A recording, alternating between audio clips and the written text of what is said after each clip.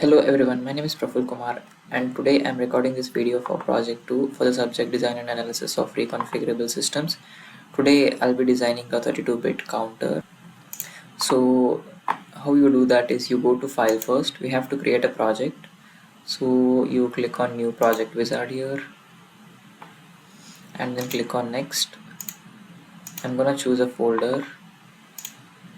So I'm gonna create a new folder called FPGA project 2. I'm gonna select this folder. So I'm gonna give a module name. So let me give LED counter. Click on next. For time being, I'll keep this project empty. I'm not willing to add any files, so let's click next. So here I have to select our board, that is Cyclone 5, and it's Cyclone 5 SE mainstream. So here it is F531C6, which is this one. I'm gonna select this. I'm gonna click next. I don't have to do any changes here, so click on next, click on finish. So click on yes here. It's gonna take some time. It will create the project now. Yeah, as you can see, we have successfully created a project here. So the next step would be to create a Verilog file. So we are gonna click on file, click on new, and then here you select Verilog HDL file, click on OK. So I have already written a Verilog code here. So if you can see, I have assigned the last 4 MSB bits to a register called count. So the next step would be to create a SDC file. You have to click on new here, and then here you have to choose synopsis design constraints file, click on OK. So you will get a window like this. So you have to give the constraints here, which is right here in this. So this is nothing but a constraint file from synopsis. So since I have already created a file here, you can see I have given the constraint for the clock period.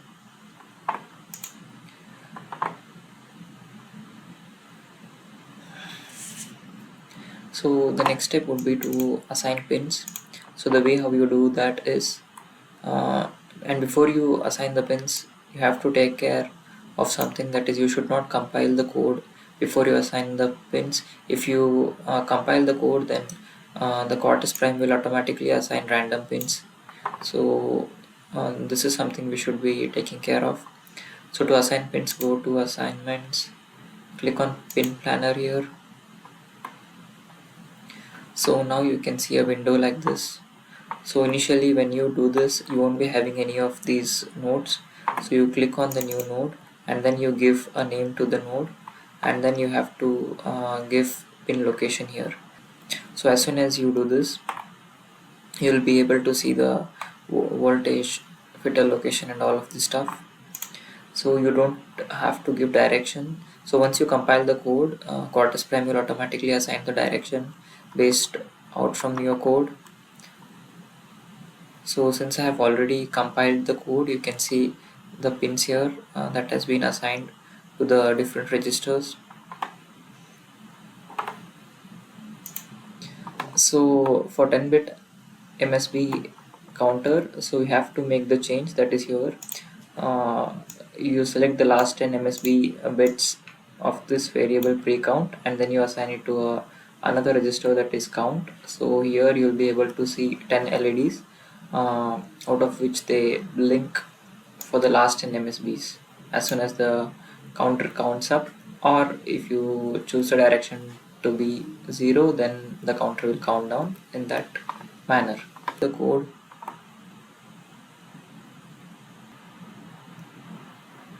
So to generate a .sof file, you have to simulate this assembler. Once you click on this, the compiler will automatically generate a .sof file in the output directory. So let me show you. So if you could see, this is my project directory, and if I go to output files, I can see counter LED. So this is the .sof file that is generated by the program. So the next step would be to program the FPGA. So you double click on program device here. So once this is done, you click on hardware setup, choose the device, and then you click auto detect. So you select the device, click on yes. So here you have to right click, go to edit, change file, and then you select the SOA file here. You select the SOA file, click on open. Okay, now we have successfully selected the file.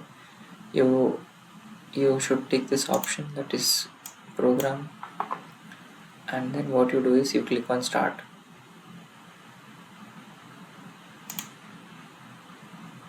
So once you do this, you can see the progress has been successfully completed. So let me show you the FPGA board here. So if you could see, we have our FPGA board here. So this is the power cable we have connected, and this is a blaster cable that we have connected and connected to my laptop here.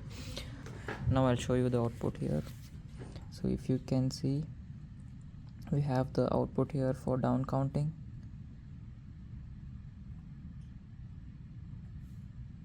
So now if I make it up counting, so it will start counting upside. So now I'm going to show you how you can flash it to the memory of FPGA. So the way how you can do it is, you have to first convert the .sof file into .jac file.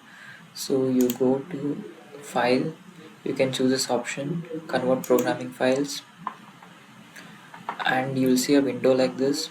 So you have to select JIC here, that's the file format we are looking for, and we have to select our device.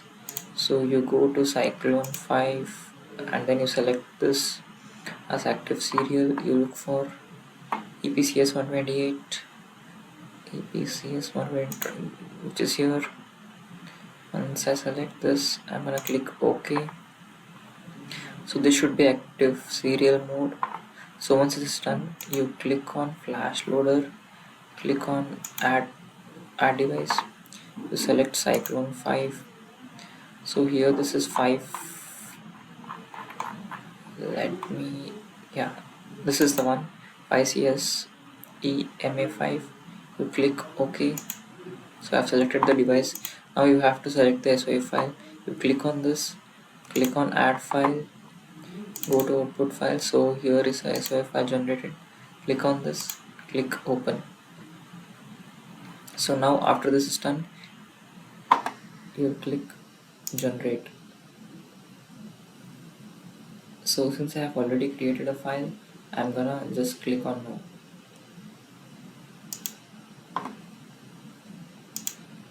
Okay, once that is done, the next step would be to program the device. You double click on this.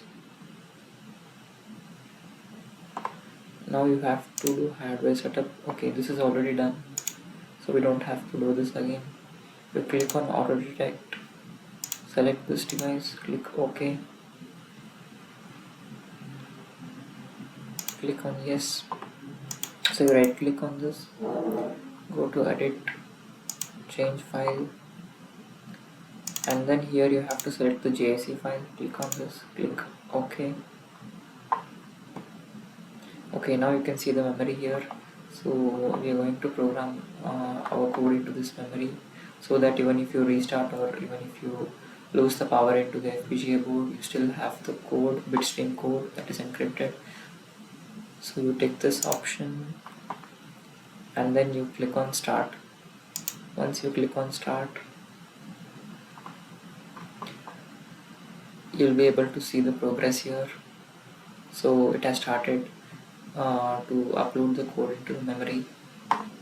So I'm going to show you the output now. So now I have successfully burned the JSC file of 10-bit MSB counter into the FPGA board. Now I'll show you the output here. So if you can see, we have the output here for down counting.